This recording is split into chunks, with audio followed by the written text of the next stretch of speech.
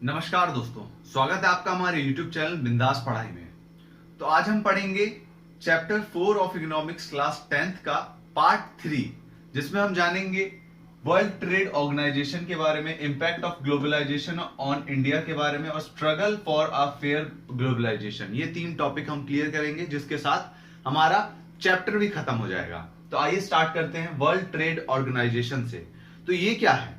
तो ये एक ऑर्गेनाइजेशन है जो पूरे दुनिया में जो ट्रेड हो रहा है उसके लिए पॉलिसीज बनाती है और उसको इंप्लीमेंट भी कराती है। इसका मेन मोटिव क्या है वर्ल्ड ट्रेड ऑर्गेनाइजेशन का, कि ये ऑर्गेनाइजेशन ये चाहती है कि पूरी दुनिया में जितनी भी कंट्रीज है ना, उनमें जो ट्रेड बैरियर्स मौजूद हैं, जो याद है ना ट्रेड बैरियर्स क्या थे, जो अपने इंडिया में मौजूद थे, इंडिया की गवर्नमेंट ने लगा दिए थे ट्रेड बैरियर्स 1950 के समय में। तो ये जो ट्रेड बैरियर्स है ना, वो पूरी दुनिया से हट जाने चाहिए और पूरी दुनिया में फ्री जो है वो ट्रेड होना चाहिए। ठीक है, फॉरेन ट्रेड जो है वो बिल्कुल फ्रीली चलना चाहिए, कोई उसमें ट्रेड बैरियर्स नहीं होने चाहिए किसी भी कंट्रीज में। ठीक है, तो इसका मेन मोटिव ये है। इसकी जो है वो करंटली में 160 मेंबर्स हैं, 160 मेंबर्स हैं, 160 कंट्रीज जो हैं वो इस वर्ल्ड ट्रेड ऑर्गेनाइजेशन की मेंबर है। तो आप सोच सकते हैं कितना बड़ा ऑर्गेनाइजेशन है, बहुत बड़ा ऑर्गेनाइजेशन है। पूरे वर्ल्ड में जो ट्रेड चलता है वो सब इसी की मर्जी से चलता है।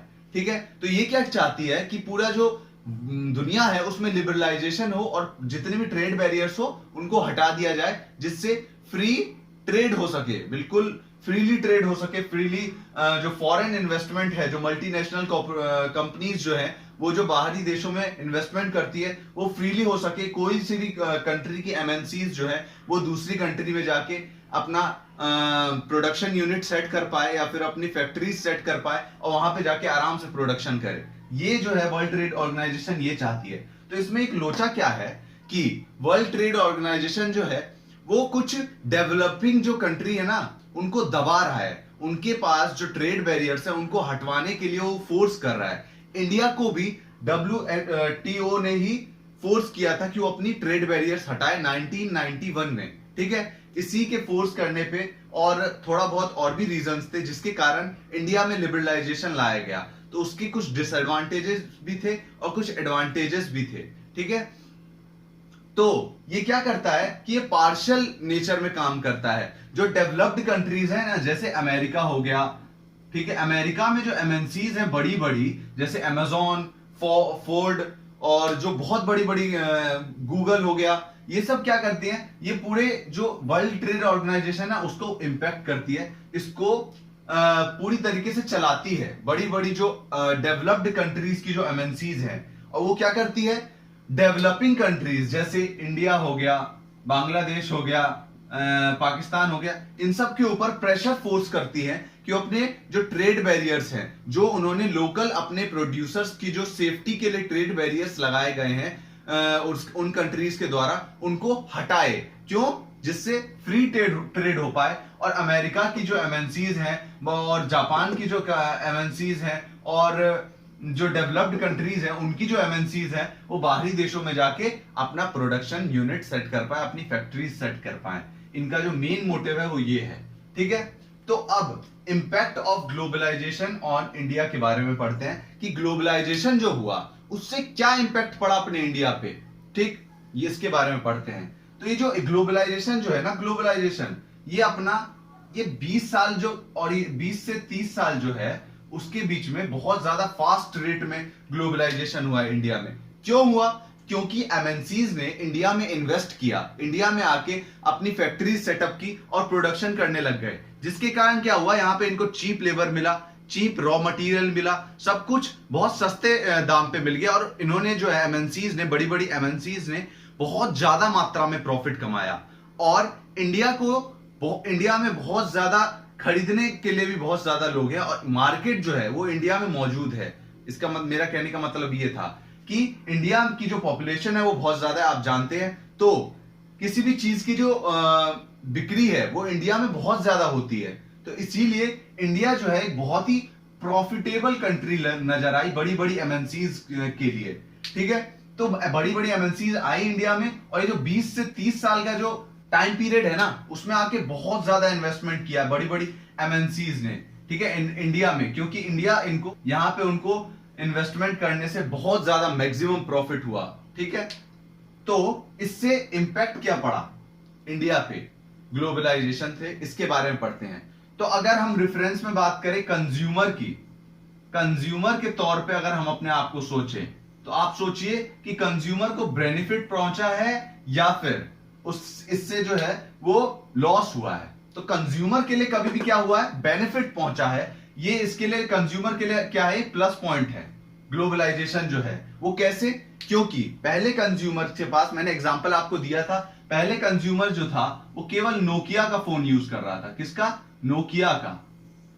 अब उसके पास क्या क्या ऑप्शंस हैं, उसके पास अब ऑप्शन है नोकिया के ही रेंज में, नोकिया 10,000 का फोन है और उसमें जो है फीचर्स उतने कुछ खास नहीं थे उस समय में, ठीक है। तो उसी सेम प्राइस पे यहां पे उनको रियलमी में जो है वो बेहतरीन फीचर्स उनको मिले, ठीक है। रियलमी में, रेडमी में, सैमसंग में और ब्लैकबेरी में, अलग अलग जो कंपनीज हैं मोबाइल्स की, उनमें इनको बहुत अच्छे अच्छे ऑप्शंस मिले एज कंपेयर टू नोकिया। तो यहां पे क्या हुआ कि कंज्यूमर्स के लिए जो चॉइस है, जो ऑप्शंस है, वो बढ़ रहे हैं।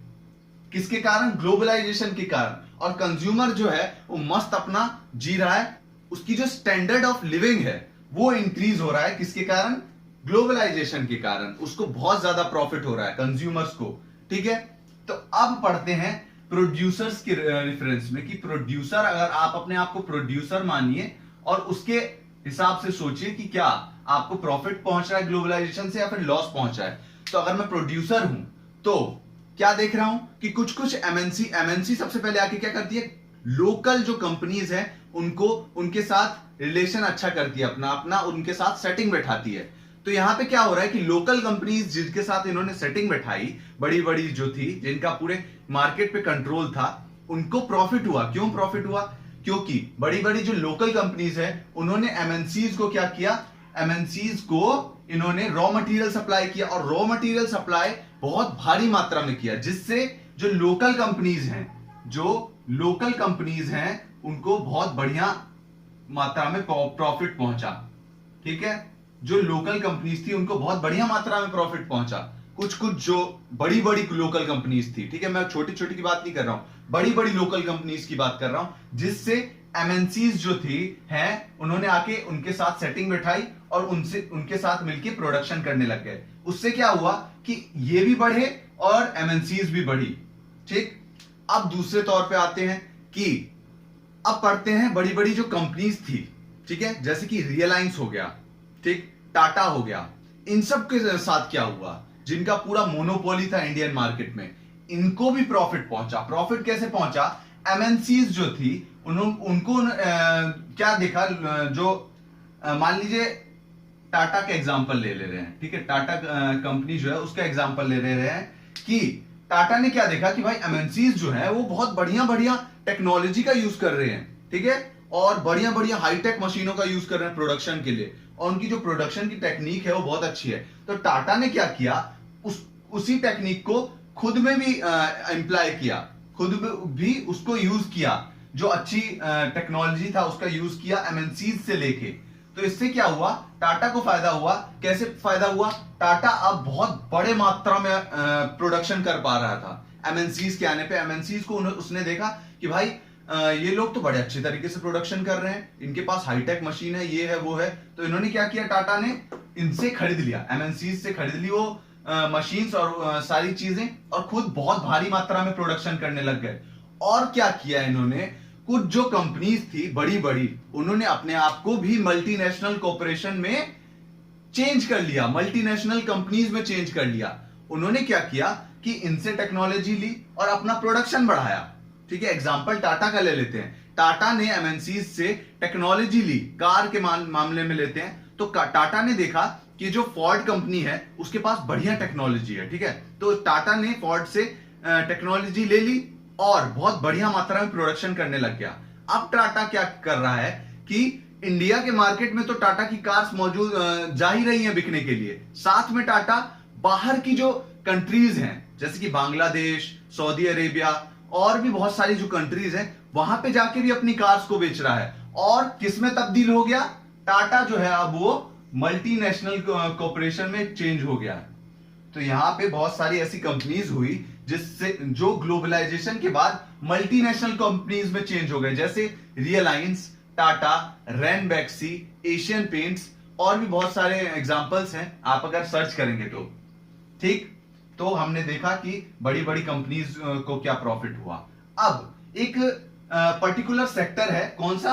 आईटी सेक्टर, जिसमें हद से ज्यादा ग्रोथ हुआ है ग्लोबलाइजेशन के कारण। आईटी सेक्टर में, इंडिया में आईटी सेक्टर के बारे में तो इंडिया में कोई उतना जानता भी नहीं था। आज से 30 साल 40 साल पहले कोई नहीं जानता था उतना आईटी सेक्टर के बारे में। लेकिन ग्लोबलाइजेशन के होने के बाद क्या हुआ? ग्लोबलाइजेशन के फास्टर रेट होने के कारण क्या हुआ कि आईटी सेक्टर जो है इंडिया में बहुत ज्यादा बढ़ने लग गया। क्यों? क्योंकि इंडिया में चीप लेबर, स्किल्ड लेबर, मतलब अच्छे इंग्लिश बोलने वाले मौजूद थे। तो एमएनसीज ने क्या किया? उन्होंने आके इंडिया में अपना कॉल सेंटर फिट कर दिया, जैसे कि रियलमी, रेडमी, आईफोन, इन सब का जो कॉल सेंटर है, और सैमसंग हो गया, इन सब के कॉल सेंटर जो है वो इंडिया में बहुत ज्यादा मौजूद हैं। क्यों? क्योंकि इंडिया में अच्छे इंग्लिश बोलने वाले और स्किल्ड लेबर मौजूद है। ठीक है, तो यहां पे हमने देखा कि आईटी सेक्टर में हद से ज्यादा ग्रोथ हुआ। और इंटरनेट जो है, नेट फैसिलिटीज जो इतना बड़ा रैपिड ट्रांसफॉर्मेशन जो आया है इंटरनेट की, उसमें हम आज से 10 साल पहले की बात करें तो हम उतना इंटरनेट का यूज नहीं करते थे, लेकिन आज तो बच्चा 1 जीबी उड़ा देता है पूरे दिन में। तो यहां पे क्या हुआ? ट्रांसफॉर्मेशन हुआ है, किसके कारण? ग्लोबलाइजेशन के कारण, आईटी सेक्टर में। ठीक है, इंफॉर्मेशन टेक्नोलॉजिकल सेक्टर में, जिसमें हम इंटरनेट के को ले सकते हैं, या फिर मोबाइल्स की जो कंपनीज उनको ले सकते हैं, और कंप्यूटर्स को ले सकते हैं, या फिर जो कॉल सेंटर्स सेट हो रहे हैं। तो इससे क्या हो रहा है कि एम्प्लॉयमेंट के साधन बढ़ रहे हैं। ठीक, इंडिया के लोगों को जॉब फैसिलिटीज मिल रही है, किसके द्वारा? एमएनसीज के द्वारा। ओके, सो हमने ये पूरा देखा कि एडवांटेजेस क्या क्या हुए एमएनसीज से और ग्लोबलाइजेशन से, लेकिन कुछ डिसएडवांटेजेस भी हैं। कैसे हैं डिसएडवांटेजेस? अब हम देखते हैं उनके रेफरेंस में, जो छोटी छोटी बहुत स्मॉल जो मैन्युफैक्चरर थे, स्मॉल जो प्रोड्यूसर्स थे अपने इंडिया में मौजूद, उनके रेफरेंस में सोचते हैं अब थोड़ा। तो उनको यहां से क्या हुआ कि स्मॉल प्रोड्यूसर्स जो थे वो अपने बहुत छोटी छोटी क्वांटिटीज में बनाते थे अपना सामान और उसको बेचते थे इंडियन मार्केट में।